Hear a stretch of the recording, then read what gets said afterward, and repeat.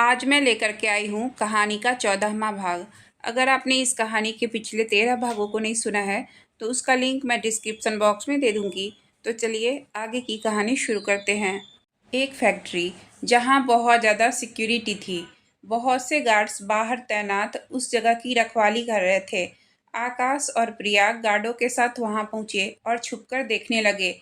तभी आकाश ने अपने कान में लगे ब्लूटूथ को टच किया और बोला, पता करो अंदर क्या चल रहा है। हेड गार्ड ने ओके बॉस बोल कुछ टाइम बाद उसने आकाश को पूरी जानकारी दी। वह लोग धीरे धीरे अंदर की तरफ बढ़ने लगे। आकाश और प्रिया और उसके गार्डों ने धीरे धीरे वहां खड़े सभी गार्डों को बिना किसी शोर के ठिकाने लगा दिए। प्रिया ने आकाश की तरफ देखा और बोली, मैं अंदर जाकर देखती हूँ।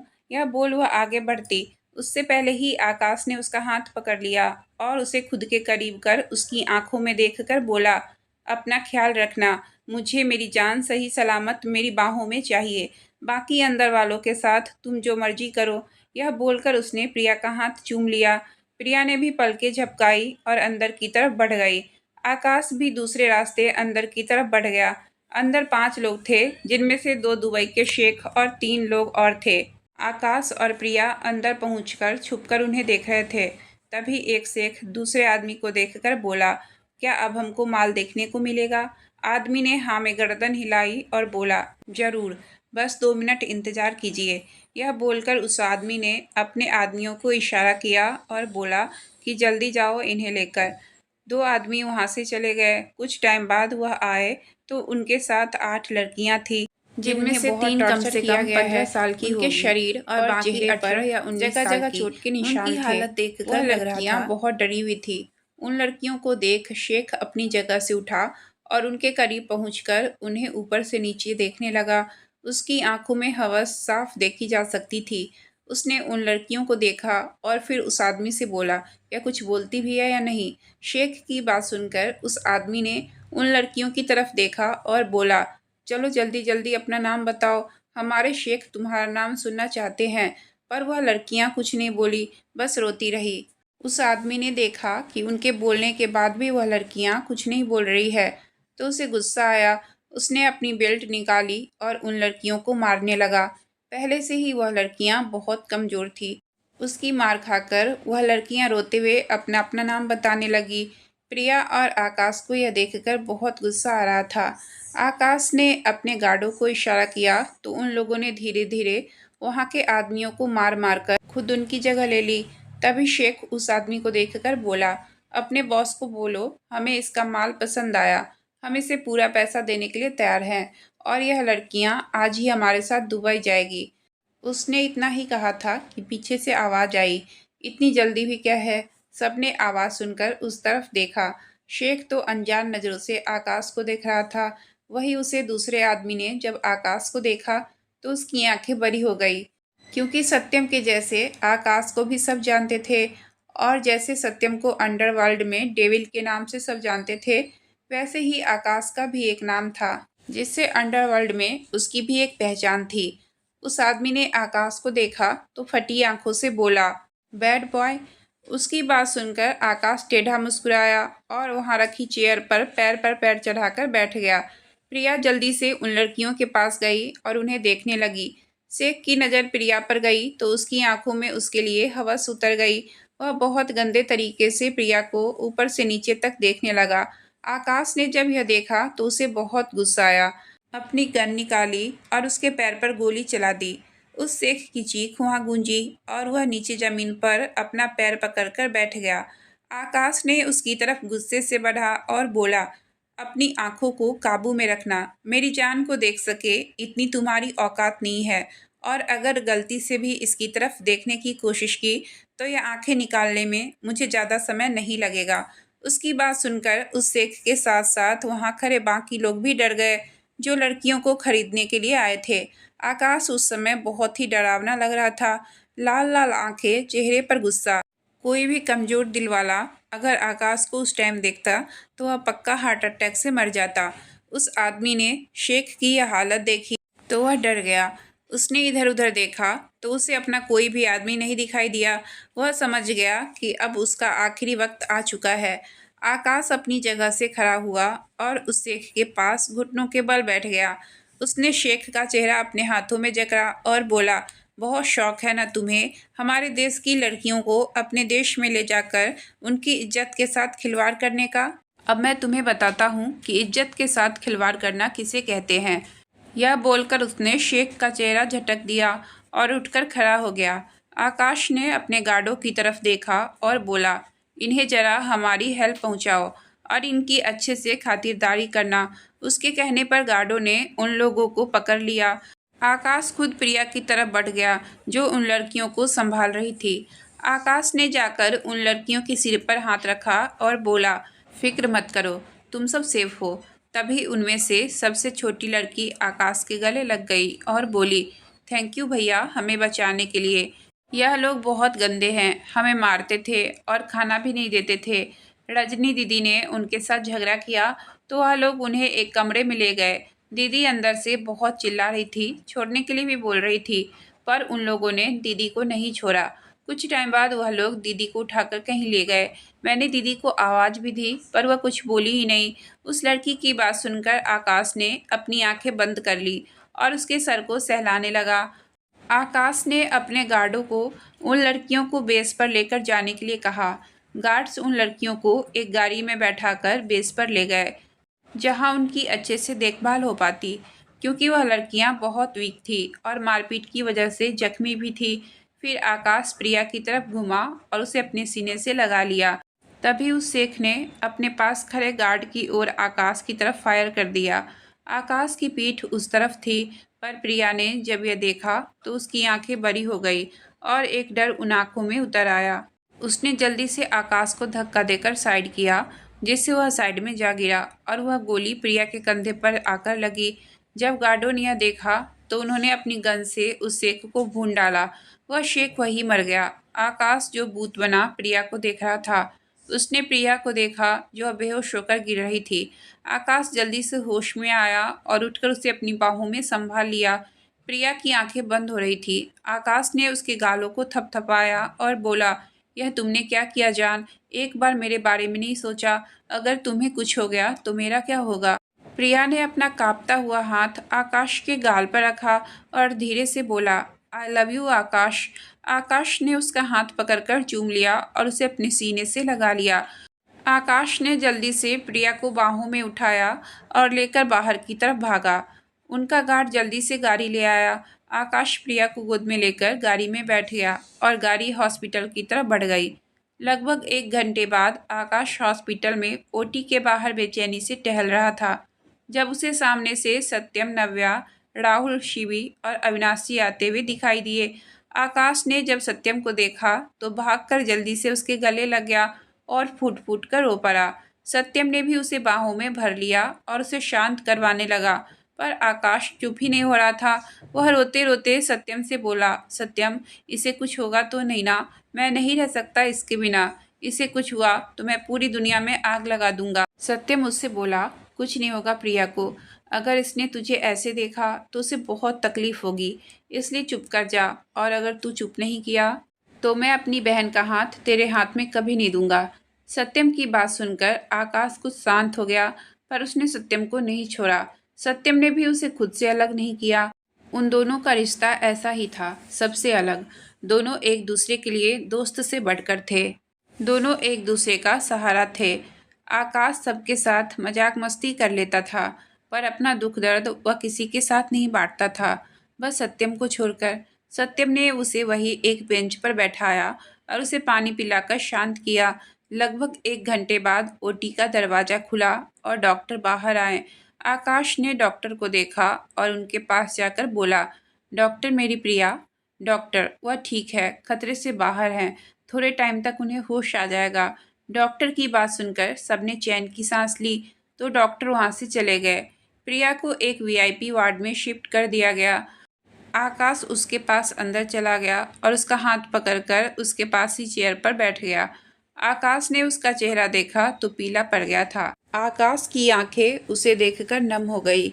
उसने प्रिया के बालों को सहलाया और बोला, क्यों प्रिया, क्यों किया तुमने ऐसा?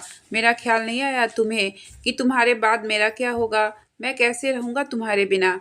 ऐसे ही कितना टाइम आकाश प्रिया से उसकी ही शिकायतें करता रहा। फिर वही उसके पास बेड पर सर रखकर लेट गया।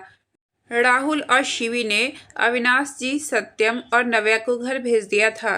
घर पहुंचकर सब अपने रूम में चले गए। सत्यम ने नव्या को देखा जो उदास सा चेहरा लेकर बैठी हुई थी।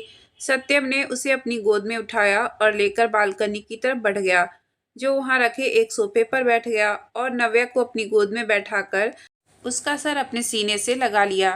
कुछ टाइम की छुट्टी के बाद सत्यम ने नव्या का चेहरा अपने सामने किया और बोला, क्या हुआ प्रिंसेस, आप इतनी शांत क्यों हो? नव्या ने उसकी तरफ देखा और मासूम सा फेस बनाकर बोली, प्रिया दीदी को कितनी चोटें आई और आकाश भैया उन्हें देखकर कितने परेशान हो गए हैं।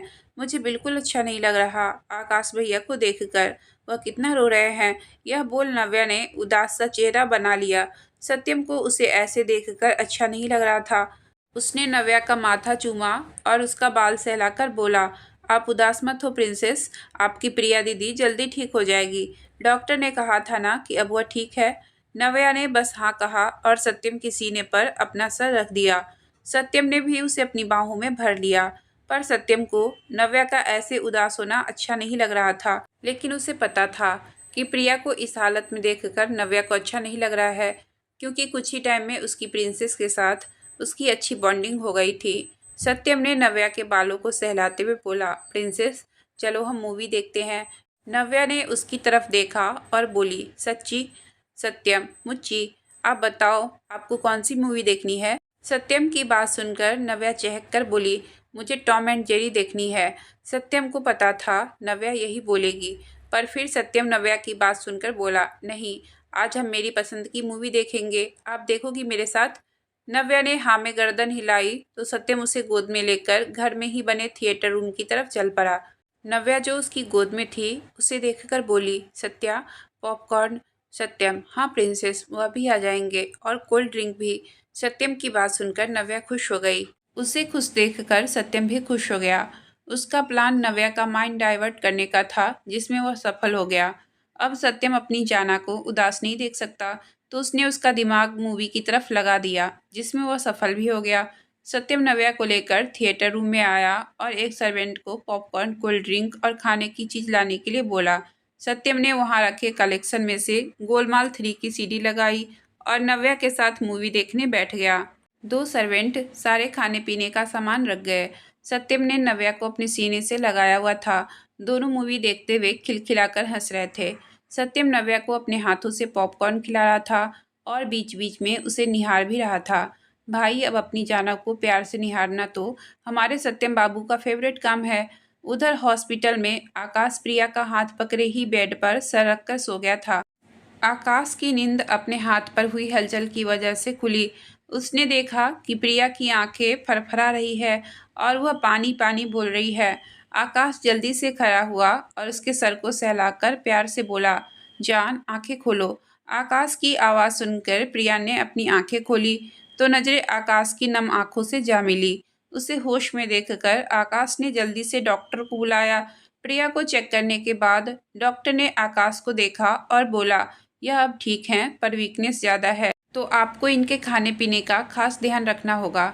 अभी 2-3 दिन हम इन्हें हॉस्पिटल में ही रखेंगे। आकाश ने हाँ में गर्दन हिलाई तो डॉक्टर प्रिया को ध्यान रखने का बोलकर वहाँ से चले गए। प्रिया आकाश को ही देख रही थी। जब से उसे होश आया था, आकाश ने उसे एक शब्द नहीं कहा था। आकाश उसका ब्लैंकेट ठीक करके जाने को हुआ तो प्रिया ने पीछे से उसका हाथ पकड़ लिया। आकाश रुक गया पर पीछे नहीं मुड़ा। तभी प्रिया बोली, नाराज हैं आप? आकाश, तुम्हें रेस्ट की ज़रूरत है, तुम रेस्ट करो। प्रिया, नहीं, पहले आप मेरी तरफ देखो और मुझसे बात करो। आकाश उसकी तरफ बढ़ा तभी प्रिया रुआंसी होकर बोली, अब क्या मेरी तरफ देखेंगे भी नहीं? उसकी आवाज़ में नमी महसूस कर आकाश उसकी तरफ घुमा। प्रिया ने जब आकाश को देखा तो उसकी आंखें आंसुओं से भरी हुई थी। उसे ऐसे देखकर प्रिया की आंखों से भी आंसू बहने लगे। आकाश ने जब उसे रोते हुए देखा तो झट से उसके पास बैठकर उसके ऊपर झुककर उसे गले से लगा लिया। प्रिया का रोना बढ़ गया था। आकाश की भी आंखों से आंसू बह रहे थे। अगर कोई बाहर वाला उस टाइम देखता तो विश्वास करना मुश्किल हो जाता कि यह वही आकाश है जो अपने एरोगेंट बिहेवियर के लिए जाना जाता है। पर यह भी सच था कि वह जितना बाहर वालों के लिए सख्त था, उतना ही परिवार और अपनों के लिए सॉफ्ट और प्रोटेक्टिव था। आकाश प्रिया से अलग हुआ और उसके आंसू साफ कर उसका माथा चूमकर बोला, ऐसा क्यों किया तुमने? अगर तुम्हें कुछ हो जाता तो? मेरे बारे में नहीं सोचा तुमने कि तुम्हारे बिना मेरा क्या होगा? जीते जी मर जाता मैं जान। आकाश के मरने की बात सुनकर प्रिया ने जल्दी से उसके मुंह पर हाथ रख दिया और रोते हुए बोली, ऐसा मत कहिए, आपको कुछ नहीं हो सकता। इसके बाद अगर तुमने कोई ऐसी गलती की तो पनिशमेंट के लिए तैयार रहना। आई प्रॉमिस जान, मेरी पनिशमेंट तुम झेल नहीं पाओगी। आकाश की बात को समझकर प्रिया रोते हुए भी मुस्कुरा दी और उसके गाल शर्म से लाल हो गए। आकाश ने उसके माथे को चूमा और उसे रेस्ट करने का बोल खुद डॉक्टर से मिलने चला गया। प्रिया को वापस दवाइयों की वजह से नींद आ गई। वहीं दूसरी तरफ सत्यम और नव्या थिएटर रूम में थे और उनकी मूवी खत्म हो चुकी थी। पर सत्यम अभी भी उसे अपनी बाहों में लेकर बैठा हुआ था, क्योंकि उसकी प्रिंसेस एक और मूवी देखने की जिद कर रही थी। पर सत्यम के मना करने पर वह उससे गुस्सा होकर मुंह फुलाकर बैठी हुई थी, लेकिन सत्यम ने जबरदस्ती उसे अपनी गोद में बैठाया हुआ था। सत्यम ने उसके गाल को प्यार से सहलाया और बोला, जाना प्लीज, मान जाओ ना, हम डिनर करके और मूवी देखेंगे, अभी डिनर का वक्त हो चुका है। नव्या ने उसकी बात सुनी तो मुंह बनाकर बोली, नहीं, मुझे और मूवी देखनी है। सत्यम ने उसे अपने नजदीक किया और उसके होठों को अपने अंगूठे से छूकर बहुत ही प्यार से बोला, अब अगर तुम मेरी बात नहीं मानी तो मैं कल रात की तरह तुम्हें इतना प्यार करूंगा कि तुम पूरी रात नहीं सो पाओगी। उसके ऐसे छूने से और उसकी बात सुनकर नव्या सिहर गई और उसने कसकर सत्यम की शर्ट को पकड़ लिया। आंखें बंद हो गई, सांस तेज चलने लगी। सत्यम ने उसे ऐसे देखा तो मुस्कुरा दिया। उसने नव्या की गर्दन के पीछे अपना हाथ रखा और उसके चेहरे को अपने चेहरे के नजदीक कर उसके कोमल होठों पर अपने होठ रख दिए और उसे चूमने लगा। सत्यम बहुत प्यार से उसे किस कर रहा था, पर धीरे धीरे उसकी किस डीप किस में बदल गई। इसके साथ ही नव्या की पकड़ भी उस पर कसती चली गई। जब नव्या को सांस लेने में दिक्कत होने लगी तो उसने नव्या के होठों को छोड़ दिया। दोनों लंबी लंबी सांसें ले रहे थे। सत्यम ने नव्या को अपने सीने से लगाया और उसकी पीठ सहलाने लगा। कुछ टाइम बाद नव्या नॉर्मल हुई तो सत्यम उसे लेकर नीचे डाइनिंग टेबल पर आ गया, जहां अविनाश जी पहले से ही बैठे हुए थे। सबने मिलकर डिनर किया और अपने अपने रूम में चले गए। ऐसे ही कुछ दिन गुजर गए। प्रिया भी अब ठीक थी और घर आ गई थी। आकाश और उसकी माँ ने उसका बहुत ख्याल रखा था।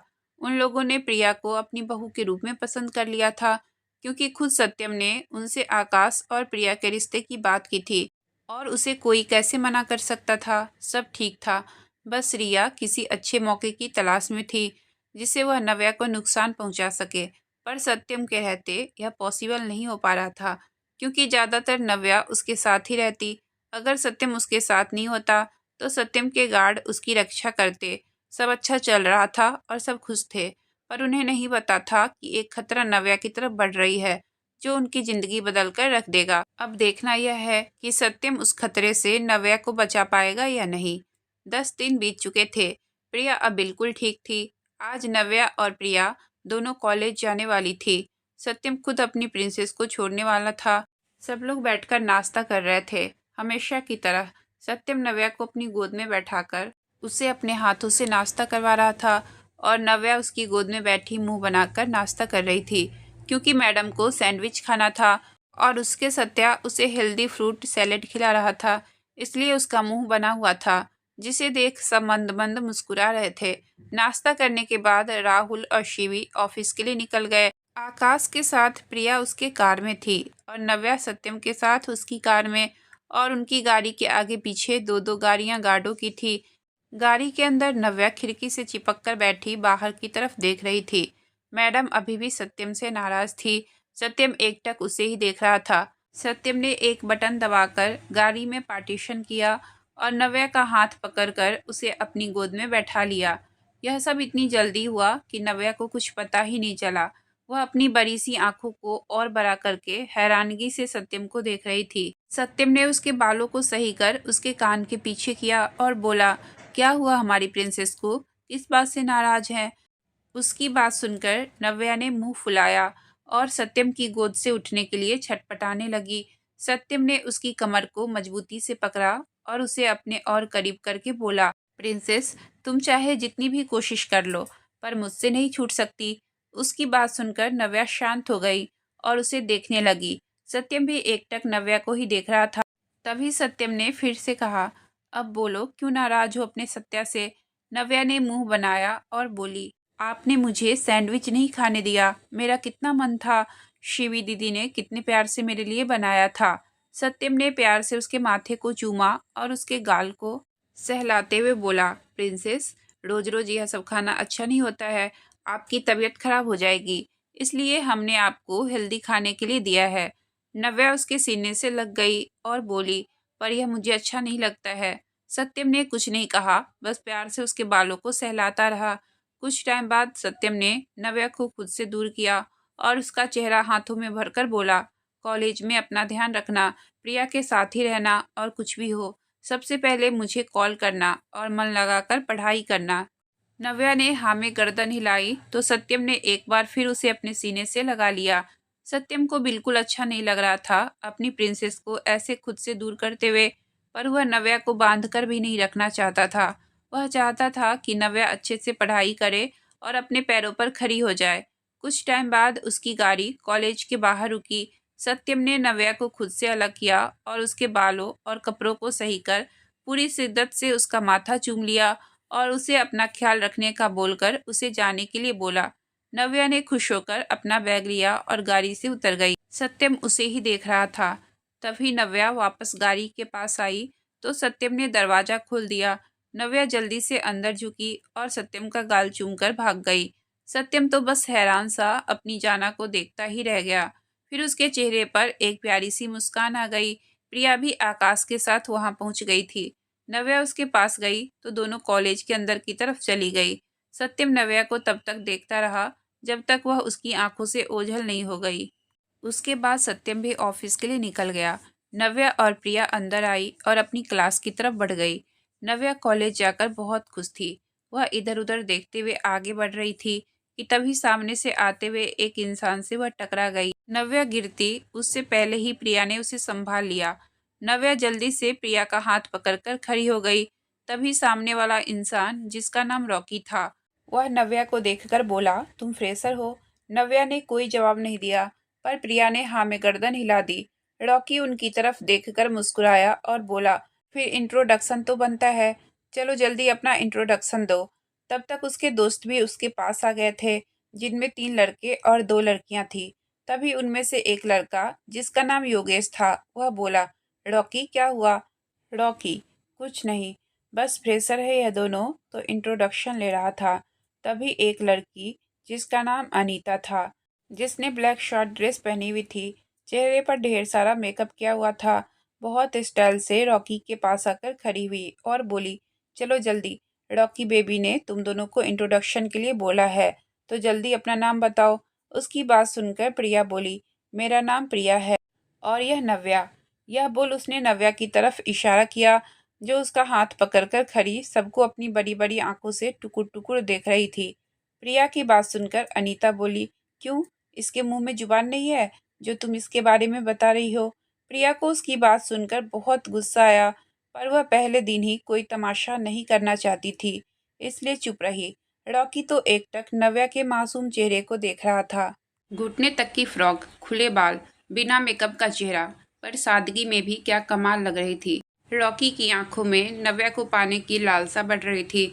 वैसे भाई वह एक प्ले बॉय था जो आए दिन नई नई लड़कियों के साथ घूमता रहता था, रोज किसी न किसी को परेशान करता था, पर कोई भी उसकी कंप्लेन नहीं कर सकता था। सब उससे डरते थे। अनीता की बात सुनकर प्रिया बोली, यह अजनबियों से बात नहीं करती है। अनीता, कोई बात नहीं, यह नहीं तो तुम बात कर लो, मतलब अब सीनियर्स की बात तो माननी पड़ेगी। उसकी बात सुनकर प्रिया उसे देखती है और बोलती है, क्या बात करनी है? प्रिया के एटीट्यूड को देखकर अनीता उसे गुस्से में घूरते हुए बोलती है, ज़्यादा कुछ नहीं, बस एंट्री गेट से जो सबसे पहला इंसान कॉलेज के अंदर आएगा, तुम्हें उसे किस करना है। उसकी बात सुनकर प्रिया उसे गुस्से से घूरती है और बोलती है, और तुम्हें ऐसा क्यों लग रहा है कि मैं तुम्हारी बात मानूंगी? अनीता, अगर तुम नहीं मानी तो फिर यह तुम्हारे साथ वाली मानेगी। प्रिया चाहती तो वह इन सबको 1 मिनट में धूल चटा सकती थी, पर वह पहले ही दिन किसी की नज़रों में नहीं आना चाहती थी। क्योंकि वह नव्या के लिए बिल्कुल भी सेफ नहीं था। उसे जितना हो सके नव्या को दुश्मनों की नज़रों से बचाकर रखना था। प्रिया ने एक गहरी सांस ली और एंट्रेंस की तरफ देखने लगी। तभी एक आदमी बहुत ही रौबदार और शानदार पर्सनालिटी के साथ कॉलेज में एंटर हुआ। उसे देखकर प्रिया मुस्कुरा दी और नव्या को वहां खड़ा कर खुद एंट्रेंस की तरफ बढ़ गई। वहीं जब अनीता और बाकी सबने उस इंसान को देखा तो उनके होश उड़ गए। कुछ टाइम बाद अनीता कुटिलता से मुस्कुरा दी और बोली, अब आएगा मजा। इस लड़की की सबके सामने बेइज्जती होगी। वही प्रिया जाकर उस इंसान के सामने खड़ी हो गई और उसे देखने लगी। वह इंसान फोन पर बात कर रहा था। प्रिया एकदम उसके गले लग गई। पहले तो वह इंसान हैरान हो गया, पर फिर उसने बाद में बात करने का बोल फोन कट कर अपनी जेब में रख लिया और प्रिया को बाहों में लेकर एक हाथ से उसके बालों को सहलाते हुए बोला, क्या हुआ जान, आप ठीक तो हो? उसकी बात सुनकर प्रिया उससे अलग हुई और उसके गाल को चूमकर बोली, मैं ठीक हूँ, बस आपको देखकर आपके गले लगने का मन किया। यह बोल प्रिया शांत हो गई। आकाश ने उसे फिर से अपने गले से लगा लिया और उसका माथा चूमकर बोला, मैं आपका ही हूँ, आपका जब मन चाहे आप मेरे गले लग सकती हैं। यह हक मैंने सिर्फ और सिर्फ आपको दिया है। वहीं दूर खड़े रॉकी और अनीता और बाकी सब हैरान होकर प्रिया और आकाश को देख रहे थे। तभी नव्या ने भी आकाश को देखा और आकाश भाई कहते हुए जल्दी से उसके पास चली गई। नव्या के मुंह से आकाश के लिए भाई सुनकर तो अनीता और बाकी सब और भी ज़्यादा हैरान हो गए। वही अनीता प्रिया को गुस्से और नफरत से घूर रही थी, क्योंकि वह बहुत पहले से आकाश को पसंद करती थी। आकाश की फोटोज, वीडियोज, न्यूज और सोशल मीडिया पर आए दिन आते रहते थे। अनीता के पापा और आकाश बिजनेस पार्टनर भी थे, जिस वजह से अनीता ने बहुत बार आकाश को बिजनेस पार्टी में भी देखा था, पर आकाश ने कभी उसकी तरफ नज़र उठाकर भी नहीं देखा था। आकाश ने जब नव्या को देखा तो खुश हो गया। नव्या भी खुशी से उसके पास आई और बोली, आकाश भाई, आप यहाँ? आकाश, हाँ, मतलब नव्या, या मैं इस कॉलेज में ट्रस्टी में से एक हूँ, इसलिए कुछ काम की वजह से यहाँ आया था। पर आप दोनों यहाँ क्या कर रही हो? अभी तो आपको अपनी क्लास में होना चाहिए था। आकाश की बात सुनकर नव्या कुछ बोलती, उससे पहले ही प्रिया ने उसका हाथ पकड़कर उसे चुप करा दिया और वह खुद बोली, कुछ नहीं, हम बस जा ही रहे थे, आपको देखा तो यहाँ आ गए। आकाश ने हाँ में गर्दन हिलाई तो प्रिया और नव्या उसे बाय बोलकर क्लास में चली गई और आकाश प्रिंसिपल ऑफिस की तरफ चला गया। वहीं रॉकी और उसके दोस्त भी वहां से चले गए। अनीता भी प्रिया को गुस्से में घूरकर पैर पटकती हुई वहां से चली गई। प्रिया और नव्या ने शांति से अपनी आज की क्लासेस ली और ड्राइवर के साथ घर चली गई। वही ऑफिस में सत्यम की आज लगातार काफ़ी मीटिंग थी, जिस वजह से वह नव्या को कॉलेज लेने नहीं जा पाया। इसलिए उसने ड्राइवर को भेज दिया था और बोल दिया था कि वह सही सलामत नव्या और प्रिया को घर छोड़ आए। शाम के 7 बजे सत्यम अपनी सभी मीटिंग से फ्री हुआ और घर की तरफ निकल गया। सत्यम की कार जैसे ही घर के बाहर रुकी, नव्या जो हॉल में बैठी उसका इंतजार कर रही थी, वह गाड़ी की आवाज़ सुनकर भागकर घर से बाहर चली गई। दादाजी और प्रिया बस उसे रोकते रहे। सत्यम जैसे गाड़ी से बाहर निकलकर घर की तरफ बढ़ा, सामने अपनी प्रिंसेस को देखकर वह वहीं रुक गया। सत्यम को रुका हुआ देखकर नव्या भी रुक गई और मुस्कुराते हुए अपने सत्या को देखने लगी। उसे देखकर सत्यम ने अपनी बाहें फैला दी तो नव्या भागकर उसके पास जाकर उसके सीने से लग गई और अपने पैर सत्यम की कमर पर लपेट दिए। सत्यम ने भी उसे अपनी बाहों में भर लिया और आंखें बंद कर ली। अब जाकर उसके बेचैन दिल को सुकून मिला था। सत्यम ऐसे ही नव्या को पकड़े अपनी आंखें बंद किए हुए ही बोला, I miss you princess, I miss you so much.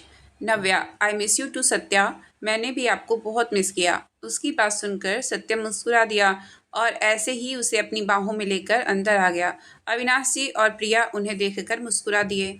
Satyam room में आकर नव्या को बेड पर बैठाया और खुद कपड़े चेंज करने वॉशरूम में चला गया। सत्यम ने कपड़े चेंज किया और नव्या के पास आकर उसको अपनी गोद में लेकर बैठ गया। नव्या उसे कॉलेज की हर छोटी बड़ी बात बता रही थी। सत्यम बस शांति से अपनी नव्या की बातें सुनते हुए उसे प्यार से निहार रहा था।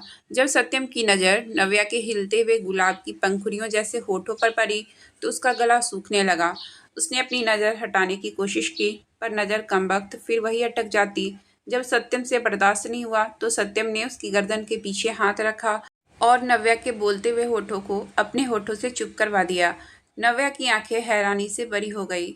उसने सत्यम की तरफ देखा जो आंखें बंद किए उसे किस कर रहा था। कुछ टाइम बाद नव्या की आंखें भी बंद हो गई। नव्या को किस करना नहीं आता था, पर फिर भी उसने सत्यम का साथ देने की कोशिश की और अपने होठों को सत्यम के होठों पर चलाने लगी। नव्या का साथ पाकर सत्यम खुश हो गया और उसे और भी डीपली चूमने लगा। लगभग 20 मिनट बाद सत्यम ने नव्या को छोड़ा क्योंकि उसे सांस लेने में दिक्कत होने लगी थी। दोनों की सांसें तेज चल रही थी। सत्यम ने नव्या को अपने सीने से लगा लिया और उसकी पीठ सहलाने लगा। कुछ टाइम बाद नव्या शांत हो गई तो दोनों नीचे डिनर के लिए चले गए। सबने मिलकर डिनर किया और लिविंग रूम में बैठ गए। सत्यम अपने स्टडी रूम में चला गया। उसने प्रिया को भी अपने साथ आने के लिए बोला। नव्या राहुल और शिवी के साथ बैठकर बातें कर रही थी। उन्हें अपने कॉलेज के बारे में बता रही थी। स्टडी रूम में सत्यम अपनी चेयर पर बैठा हुआ था और प्रिया उसके सामने खड़ी थी। सत्यम ने उसे बोलने का इशारा किया तो प्रिया ने कॉलेज में जो भी हुआ वह सब उसे बता दिया। सब बात सुनकर सत्यम की आंखें गहरी हो गई। उसने प्रिया को जाने के लिए बोला और खुद कुछ सोचकर स्टडी रूम से बाहर आकर सबके पास चला गया। उसने देखा कि नव्या हंस कर राहुल और आकाश के साथ बातें कर रही थी। सत्यम ने आंखें छोटी कर उन्हें घूरा और जाकर एकदम नव्या को अपनी गोद में उठा लिया और लेकर रूम की तरफ जाते हुए बोला, सब जाकर चुपचाप सो जाओ, सुबह सबको ऑफिस और कॉलेज जाना है। सत्यम की बात सुनकर आकाश और राहुल का मुंह बन गया। आकाश ने सत्यम को देखकर मुंह बिगाड़ा और जल कुकरा बोल उठकर अपने रूम की तरफ चला गया। बाकी सभी मुस्कुराकर अपने रूम की तरफ चले गए। सत्यम नव्या को लेकर अपने रूम में आया और उसने अपने पैर से दरवाज़ा बंद किया और नव्या को दरवाजे से लगाकर उसके होठ को अपने होठों के बीच दबा लिया। नव्या तो कुछ समझ ही नहीं पाई। उसने अपने हाथों को सत्यम के सीने पर रखा और खुद से दूर करने की कोशिश की, पर कहाँ सत्यम की जीभ में बनाई बॉडी और कहाँ उसकी मासूम सी प्रिंसेस। नव्या के हिलाने से सत्यम 1 मिनट भी अपनी जगह से नहीं हिला।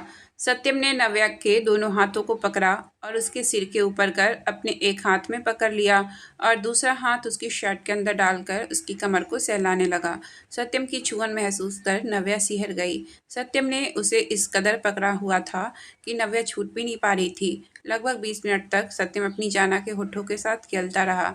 जब नव्या को सांस लेने में दिक्कत हो रही थी, इसलिए वह अपना चेहरा इधर उधर कर सत्यम को छोड़ दूर करने की कोशिश कर रही थी। जब सत्यम ने यह महसूस किया तो उसने नव्या की बाहों को छोड़ दिया और उसकी गर्दन में अपना चेहरा छुपाकर गहरी सांस लेने लगा। कुछ टाइम बाद दोनों नॉर्मल हुए, पर दोनों अभी भी ऐसे ही खड़े रहे। तभी नव्या बोली, ऐसे कौन किस करता है सत्या? आपको पता है मुझे सांस भी नहीं आ रही थी। नव्या की बात सुनकर सत्यम ने अपना चेहरा उसकी गर्दन से निकालकर उसकी तरफ देखा तो नव्या के होठ जो लाल हो गए थे और थोड़े सूज भी गए थे। उसने अपने अंगूठे से सहलाकर बोला, तो आगे से तुम ध्यान रखोगी प्रिंसेस कि तुम मेरे सिवा किसी और लड़के से बात नहीं करोगी और तुम्हारे करीब रहने का हक, तुम्हें देखने का हक, तुम्हारे साथ हंस हंस कर बातें करने का हक सिर्फ और सिर्फ मुझे है, तुम्हारे सत्या को। सत्यम की बात सुनकर नव्या ने मुंह बनाया और बोली, पर मैंने तो किसी लड़के से बात की ही नहीं, बस आकाश भाई और राहुल भाई से बात कर रही थी। सत्यम ने उसे अपनी गोद में उठाया और बेड की तरफ ले जाते हुए बोला, हाँ तो तुम उनसे भी बात नहीं करोगी? सत्यम की बात सुनकर नव्या ने हैरान होते हुए कहा, मैं आकाश भाई और सत्यम भाई से बात क्यों नहीं कर सकती? सत्यम ने बेड पर लेटाकर नव्या को अपनी बाहों में भरा और उसके बालों को सहलाते हुए बोला, ठीक है तुम उनसे बात कर सकती हो, पर ज़्यादा हंस कर बात करने की ज़रूरत नहीं है। नव्या, पर ऐसा क्यों? नव्या की बात सुनकर सत्यम ने कुछ नहीं कहा, बस उसके बालों को सहलाते हुए बोला, चलो अब सो जाओ, सुबह कॉलेज भी जाना है। यह बोलकर सत्यम नव्या के बालों को सहलाने लगा। नव्या ने भी उसे अच्छे से पकड़ लिया और आंखें बंद करके लेट गई। कुछ टाइम बाद सत्यम को अपने सीने नव्या की गहरी और धीमी सांस महसूस हुई। सत्यम समझ गया कि उसकी जाना सो गई है। सत्यम ने उसे देखा और मुस्कुराकर उसका माथा चूमकर खुद भी आंखें बंद कर ली और कुछ ही टाइम में नींद की आगोश में चला गया। वहीं दूसरी तरफ यादव किला में आनंद जी अपने रूम की बालकनी में खड़े किसी से फ़ोन पर बात कर रहे थे। भाई, मुझे लगता है अब हमें कुछ करना ही होगा। अगर एक बार वह लड़की 21 साल की हो गई तो हम चाहकर भी वह प्रॉपर्टी हासिल नहीं कर पाएंगे। और अब तो उस लड़की के साथ सत्यम राठौड़ भी है और आप तो जानते हैं वह कितना क्रूर है। किसी को मारने से पहले एक बार भी नहीं सोचता और कोई उसके अपनों को कुछ करे उसे तो वह बड़ी बेरहमी से मारता है। और अब तो वह उस नव्या से हद से ज़्यादा प्यार करता है। अगर उस नव्या को नुकसान पहुंचाने की कोशिश की तो पता नहीं वो हमारे साथ क्या करेगा। सामने से कुछ कहा गया, जिसे सुनकर आनंद जी फिर बोले, ठीक है भाई, जैसा आपको ठीक लगे। यह बोलकर उन्होंने फ़ोन कट किया और सामने देखकर बोले, अब बस जल्दी से मुझे यह काम कंप्लीट करना होगा, फिर सब कुछ हमारे हाथों में ही होगा। यह बोलकर उन्होंने गहरी सांस ली और रूम के अंदर जाकर बेड पर लेट गए, जहां सविता जी पहले ही बेफिक्र होकर सो रही थी।